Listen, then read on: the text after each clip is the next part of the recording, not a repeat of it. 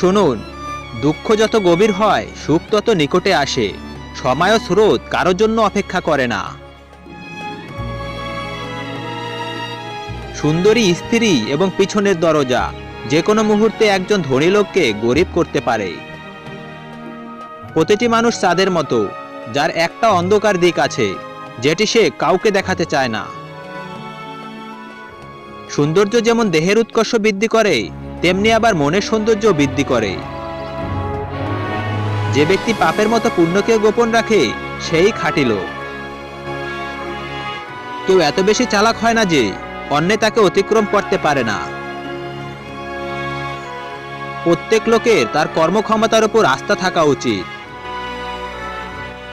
চোখের পানি যার ফেলতে হয়নি, চোখের পানির মর্যাদা তার কাছে নেই। প্রতিভা বলে কোনো জিনিসই নাই। পরিশ্রম করো, সাধনা